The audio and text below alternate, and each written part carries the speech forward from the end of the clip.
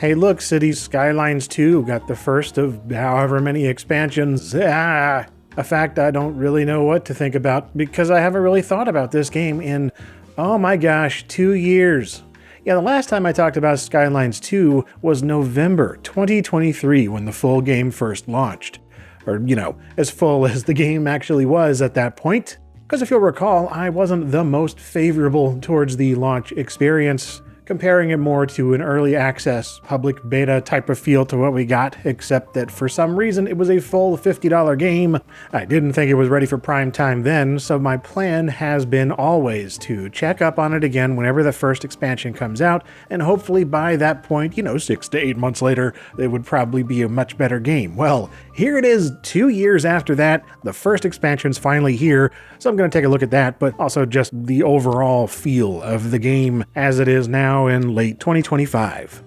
So as for the overall health report, it has a pulse. There are signs of life, it's improving bit by bit. There have been a bunch of little patches, sorting out gameplay issues, balancing things, offering brand new assets, and of course DLC offerings have been put out there to potentially fill the plates of hungry CS2 players. And while the stuff does look nice, and I've certainly enjoyed putting these things into my cities, it's just fluff, It doesn't do much to really change the core issues that myself and most other players have, at least according to user reviews and general online sentiment. And while 2 years ago I had lots of hope that modding could address a whole lot of this, well, there's still a limited amount of what can even be done because there is still no asset editor officially released to the public to mod the game. I'm assuming it's still coming out, but every time I look it up, it's been delayed again. Now, the map editor is here, but even that is still in beta a couple years on from launch. And while the modding menu and the Paradox modding system thing has been added to the game, there is very little in terms of actual notable depth and variety in the types of content on offer. Now, there is some really good stuff here, but absolutely nothing compared to CS1 and all that was possible there from really early on. And yeah, it's nice to have anything at all in terms of mods. There at least is more possibility for customization, but it's just a meager offering. And the same goes for a lot of the gameplay additions and changes, which, yeah, everything that they've updated and added onto is very welcome. Like, for instance, there's now a proper menu for props, and many more placeable props in general, which is very nice to have. And a bunch of little things have been tweaked and added onto that I wanted, like traffic paths for individual citizens and cars and all of that. It's just wonderful to have that feature back in the game. But the list of things that are still missing or need enhancement or fixing of some kind, there are still many more of those. Like there's still very few city policies to choose from and enact, and still a number of things about the simulation that make troubleshooting your city's problems too much of a trial and error vague kind of thing, where you're not sure if you're doing something wrong or if the game is just bugged. And to top it off, the performance is still quite rough, even on my new 9800X3D build. And yeah, it's a little better, I suppose, but I'm still mostly playing in the 35 to 50 FPS range on even medium-sized cities. So that's the base game experience. Well, what about this first expansion? Maybe this adds enough to finally make the game what it needed to be. Well, I hope what you thought it needed is more bridges and ports, because you get bridges and ports, and not a whole lot else. At least it lives up to the title. And it arrives at a $20 price point, though for me it just showed up in my library because it's part of the Waterfronts expansion pass, which is included in the CS2 Ultimate Edition, and that's something I forgot about entirely, but it has been 2 years. Either way, here it is, and it is all about aquatic connections, a fact emphasized by the 5 new maps that are rather suitable to all the watery goings-on provided in this pack. Now, I did roll my own new city from scratch using one of these new maps because why not? But of course, all of these things are going to be available in previous saves as well. And let's just get to one of the biggest additions straight from the title, the bridges. And there are 20 of them. Many being drawbridges or lift bridges. And man, I love these things in real life and I love them in the game. It's a wonderful thing to see and they all look and work great in my experience.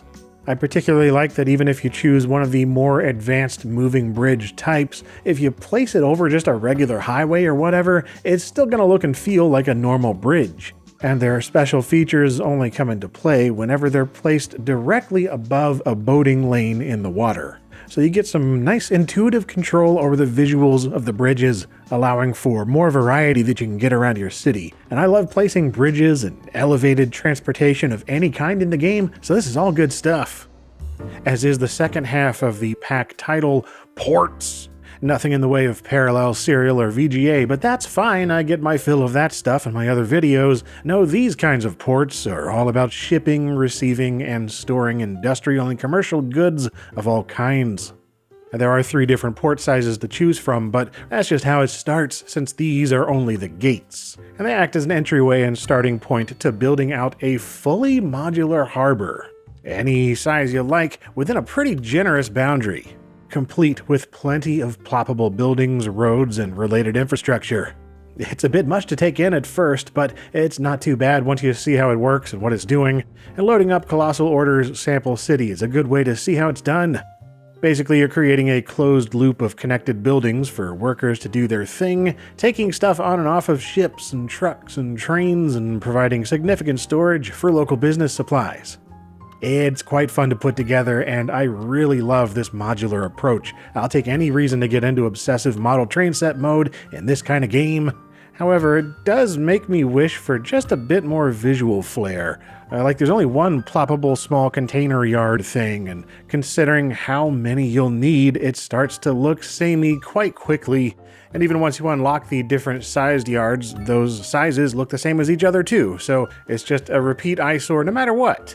And as cool as it is to see Reach stackers going around, they don't do anything to change the scenery. I wish they legitimately moved existing containers from place to place and built new stacks, but nope. It's the same lack of detailed physical animation as most everything in the game, including the cargo cranes, unfortunately. The shipments simply phase off of boats and end to storage somewhere whenever they show up. Probably a performance consideration, but I still don't like it. Another little letdown for me are the 3 new specialized marine industries, inland fish farms, open water fishing areas, and offshore oil rigs. Inland fishing works the same as any other farm, and honestly, it's pretty ugly to look at, with tons of open space that doesn't fill up with much. Which sucks because I like the idea. It'd be great if this was a modular thing like harbors are, and honestly, I don't see why it isn't. It seems like the obvious choice for this pack. And the 2 on-water industries, fishing and oil, work basically the same.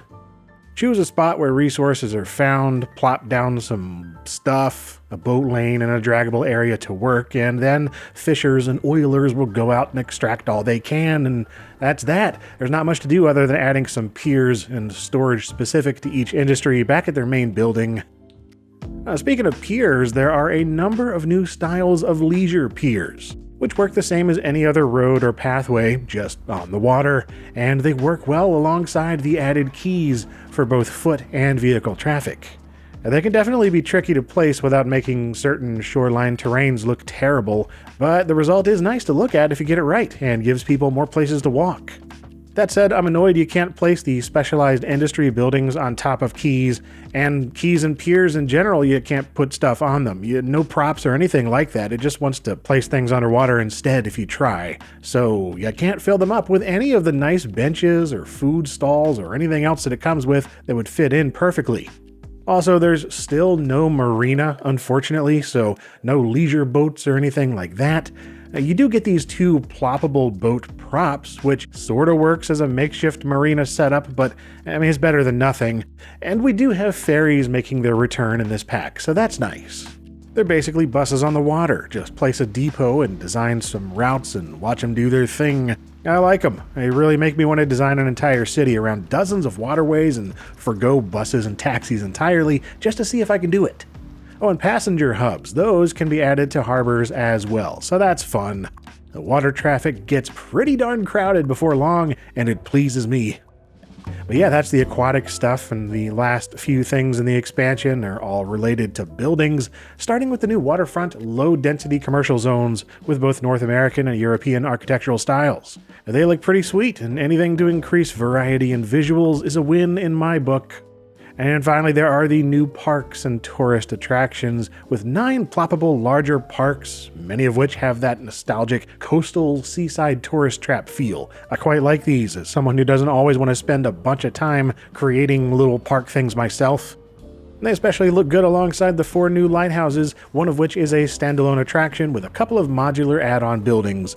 I do wish they didn't require a road directly beside them to function, but it's still quite pleasant to look at and is exactly the type of touristy stuff I enjoy building. And now they just need to fix up the tourism mechanics a bit so out-of-towners actually visit things in the numbers they deserve. But yeah, that's all for Cities, Skylines 2, Bridges, and Ports. It does exactly what it says on the tin. You get bridges and you get ports with a heavy emphasis on the latter. And I mean, it's all nice to have. I'd rather have it than not, but it's all about the context, you know? And it ain't exactly thrilling that this is what we have after a whole 2 years of waiting. None of it's game-changing, it's just decent stuff to have. You know, it's fun to play around with, and yeah, this game, man.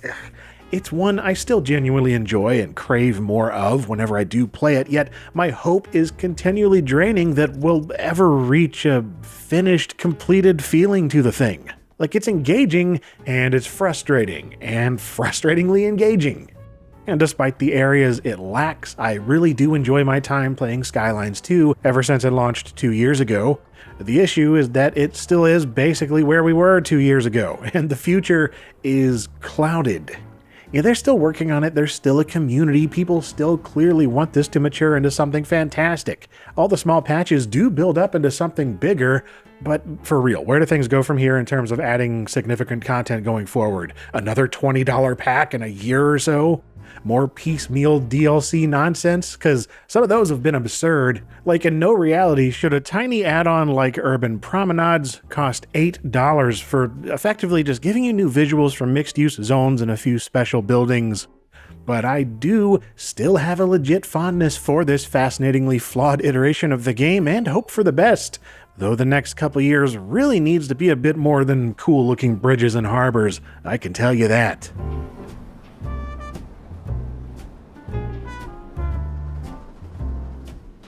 And hey, I hope you found this video informative or entertaining, or possibly both. And if so, then stick around for other LGR things, new and old. There's continually stuff in the works. And as always, thank you for watching.